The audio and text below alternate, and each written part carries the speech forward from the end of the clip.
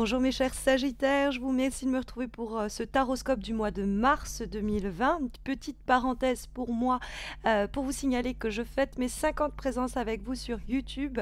Et pour fêter cela, je vous invite à tout simplement laisser un commentaire sous cette vidéo et n'importe lequel des horoscopes de mars 2020 d'ailleurs, puisqu'un des commentaires sera sélectionné et remportera le tirage de son choix sur mon site internet. Vous avez également les concours mensuels sur mes pages Instagram et Facebook qui vous permettent de remporter un tirage en croix. Donc n'hésitez pas également à m'y retrouver. Vous avez le lien de ces pages en descriptif de cette vidéo. Donc recentrons-nous sur les énergies de votre mois de mars. Alors, il y a une grande possibilité que quelqu'un déboule dans votre vie, notamment un signe de terre, donc Vierge, mais également Capricorne et Taureau. Et cette personne pourrait eh bien, vous approcher pour vous proposer quelque chose sur un plan notamment matériel et financier. Vous pourriez être dans un premier temps assez méfiant ou méfiante à l'égard de ce que l'on vient vous proposer ou vous suggérer. Et donc vous pourriez un petit peu vous renseigner sur la personne en question avant de passer un accord.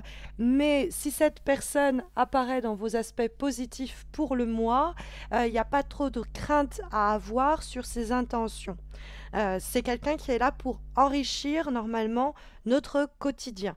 Donc c'est quelqu'un qui a les moyens, si vous voulez, de améliorer notre situation sur un plan matériel, mais ça peut être aussi sur un plan plus personnel et affectif. Alors, peut-être que l'angoisse que cette rencontre ou proposition suscite, c'est l'idée que vous êtes déjà impliqué dans un partenariat professionnel ou dans une autre relation affective et que ce que on vous suggère, ou en tout cas ce que vous êtes tenté de faire, nous dit le diable, eh bien peut créer cette situation décrite par le 9 d'épée dans les obstacles, c'est-à-dire des angoisses, de la culpabilité.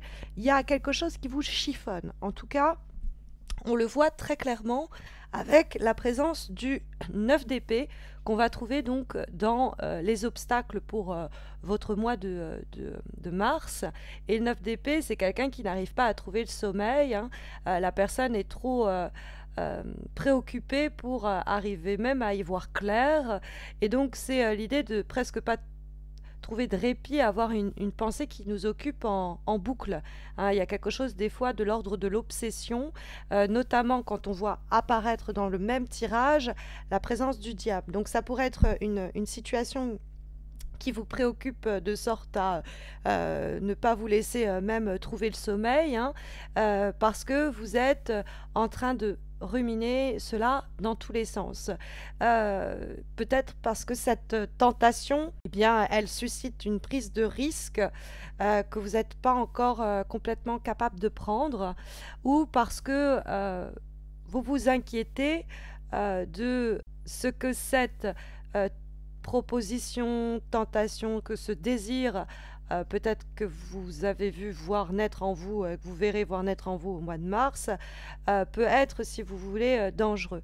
Il y a cette idée avec la carte notamment du 7 d'épée dans la direction que prennent les choses pour ce mois de mars, l'idée de ne pas oser y aller franchement.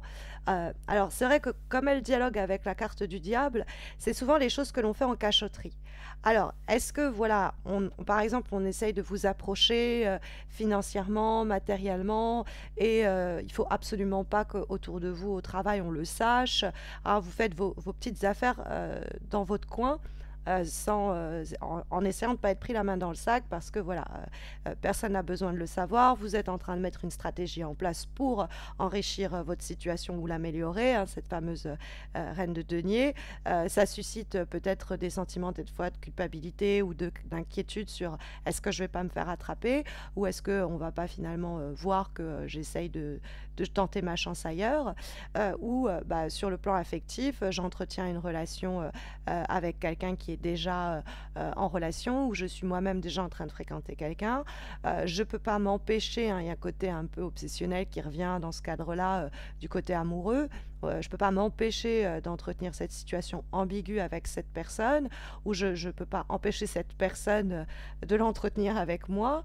Du coup, je suis inquiète, ou je culpabilise, ce que peut énoncer la carte du 9 d'épée.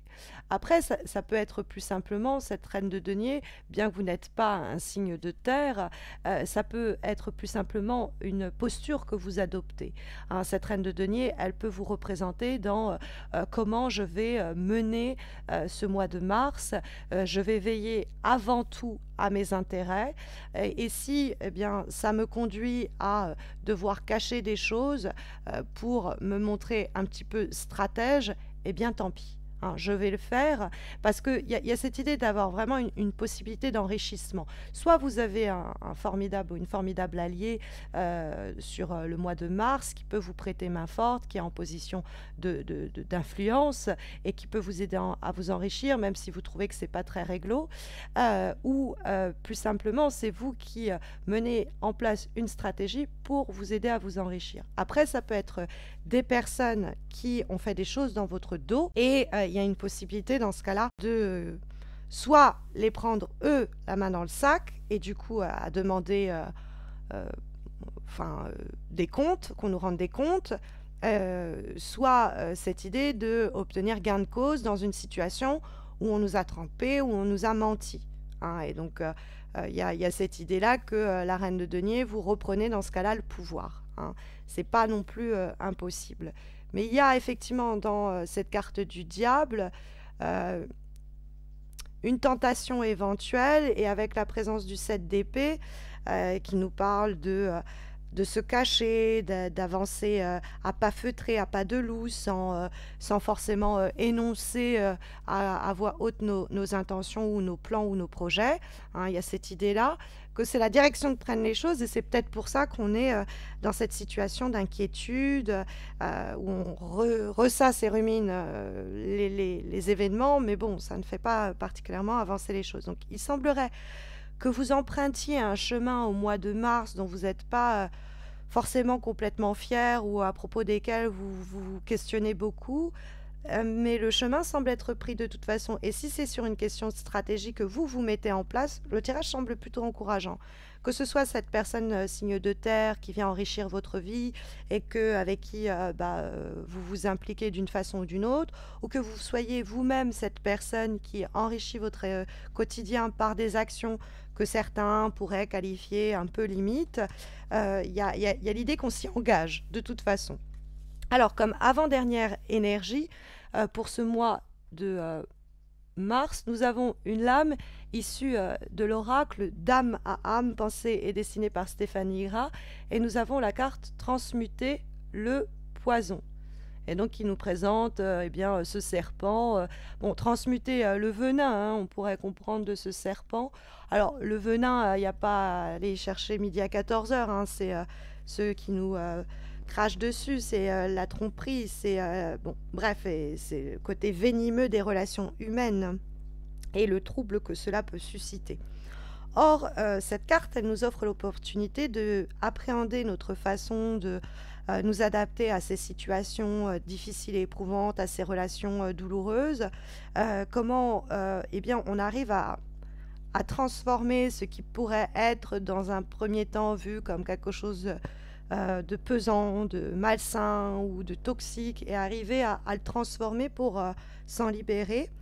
Ça peut être aussi des personnes qui sont mauvaises ou que l'on pense avoir une influence mauvaise sur nous, et il y a cette énergie-là entre vous et quelqu'un d'autre qu'il faudrait dans ce cas-là transformer. Transmuter le poison, ça peut être aussi plus simplement quelque chose que l'on pourrait prendre comme une mauvaise action ou un événement qui nous tombe dessus, une tuile. On va arriver à la transformer pour que ça devienne quelque chose de lumineux pour nous.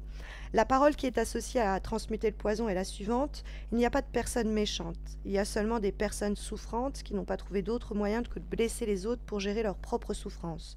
Quand nous sommes épanouis et heureux, avons-nous envie de chercher des histoires aux autres? Donc si jamais On peut avoir des gens qui essayent d'exercer un pouvoir ou qui peuvent avoir une influence que l'on pense être malsaine sur nous. Faut pas penser que c'est qu'ils nous cherchent du tort. Hein. C'est pas ils cherchent à nous conduire à notre perte ou que nous-mêmes nous sommes en train d'agir de façon mauvaise. C'est juste que on ne nous plaisant pas dans notre boulot ou dans notre relation actuelle amoureuse, eh bien il y a l'appel d'autre chose. Comme avant-dernière comme dernière énergie pour ce mois de mars, nous avons une carte issue de l'oracle de l'harmonie et qui doit permettre de poser une question.